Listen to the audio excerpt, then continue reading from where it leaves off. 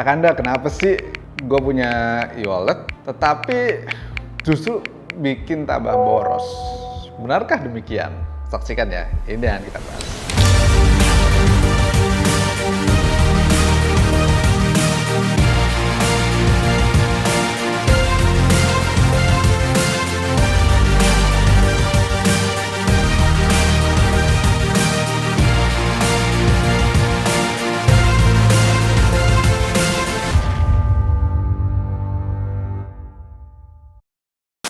Yo, kembali lagi di channel YouTube Descartes.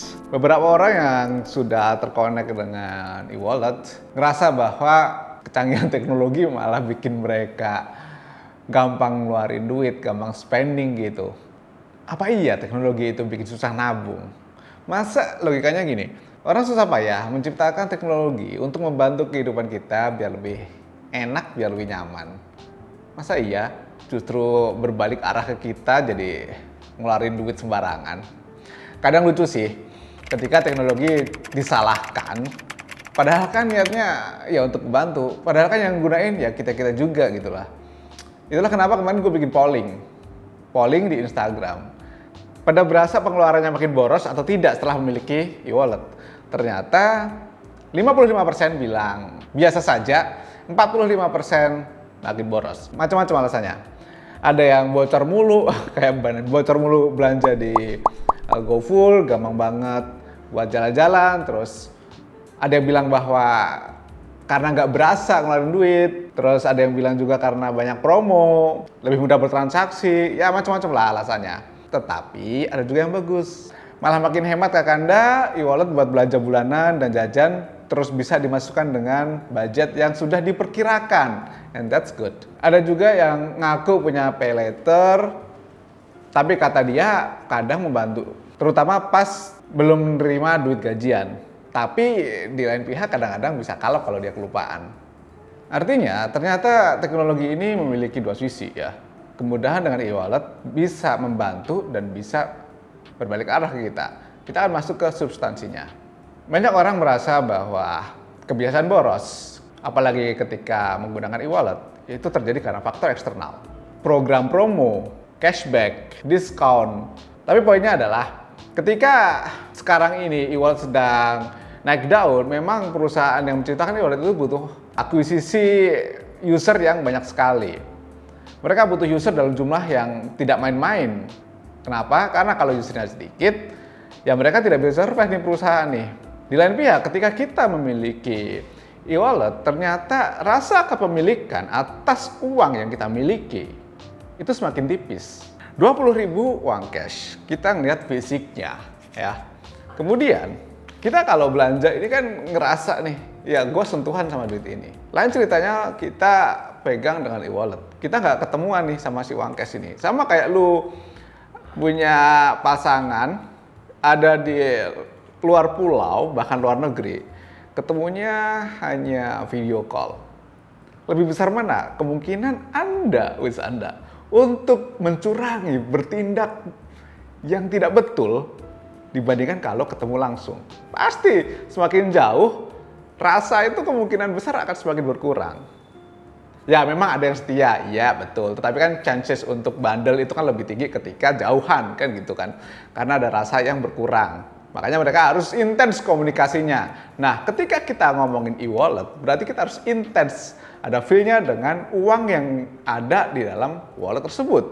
Kita bisa melihat, kita bisa menyentuh, kita bisa merasakan. Kemungkinan besar akan lebih susah kita untuk spend duitnya. Sayang-sayang.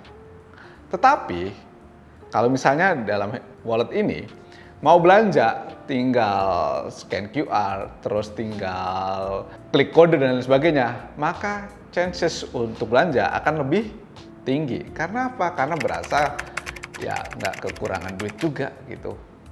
Adanya teknologi ini sebetulnya akan sangat membantu kita untuk memanage duit kita ketika kita sudah lebih bijak dalam mengelola duit. Di balik kemudahan itu selalu ada mental yang lebih kuat. Kalau misalnya kamu mau mencoba untuk lebih oke memanage uang dengan memiliki e-wallet, maka coba deh bikin budget. akan selalu ngomong budget, dan ini akan lebih mudah ketika misalnya kamu memiliki e-wallet ya kan. Di budget tadi itu kan kamu udah mengalokasikan sekian untuk jajan, sekian untuk main-main atau macam-macam. Berarti sudah dialokasikan ke dalam e-wallet tadi. Nah, misalnya kita alokasikan 1 juta untuk makan dimasukkan ke e-wallet A. Kalau misalnya belum sampai sebulan e-wallet A tadi habis, berarti ada 2 kemungkinan. Kemungkinan pertama adalah jumlah uang yang untuk makan nggak cukup. Berarti next month, bulan berikutnya, kamu harus sediakan lebih. Atau kalau kurang, berarti harus mencari uang tambahan lebih banyak, biar apa? Biar makannya tercukupi. Atau yang kedua, kalau kita evaluasi, ternyata yang kamu pesan untuk makan itu di luar kemampuan, di luar budget. Kalau misalnya kalian di sini masih dalam tahap mencari pekerjaan atau masih fresh grad, ya makannya yang biasa saja dulu. Sebetulnya kan dari 2 indikator ini kita bisa menentukan apakah alokasi kita sudah betul atau tidak. Apakah kalau misalnya duit di e-wallet tadi itu habis harus kita top up? Ya kalau alokasinya untuk makan jelaslah kita harus top up. Soalnya kalau nggak makan bisa mati kan kita. Tetapi kalau alokasi yang di e-wallet tadi adalah untuk jalan-jalan atau buat untuk makan yang lux, terus udah habis duluan, ya nggak perlu di top up. Bulan berikutnya harus di-adjust sesuai dengan budget yang sudah kita siapkan.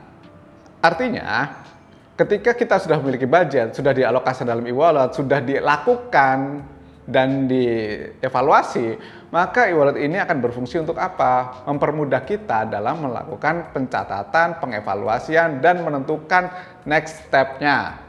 Oke.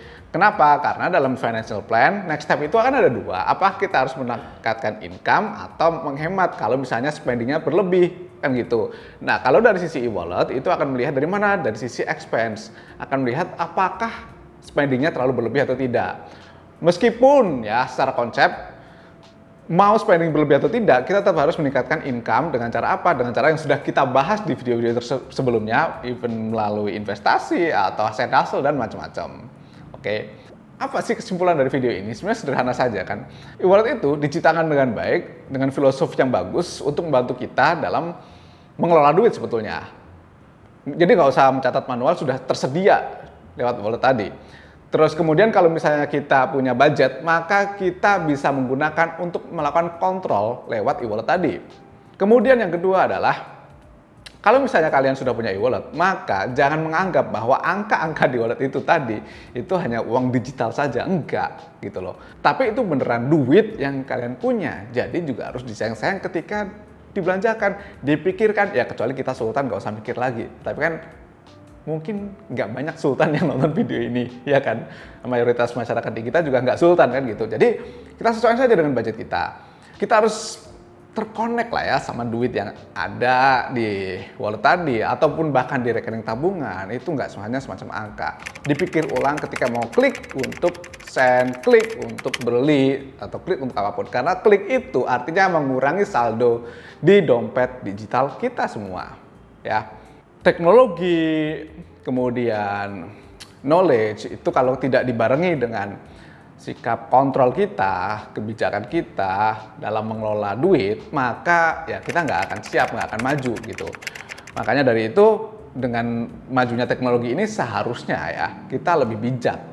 Karena kalau bisa, maka kita bisa mengoptimize wallet ini dengan maksimal sehingga membantu financial kita. Itu saja dari gua. Mudah-mudahan video ini berguna buat kalian semua. Mudah-mudahan financial plan kalian semakin bagus, dan sampai jumpa lagi di channel YouTube gua yang selanjutnya. Thank you and bye-bye.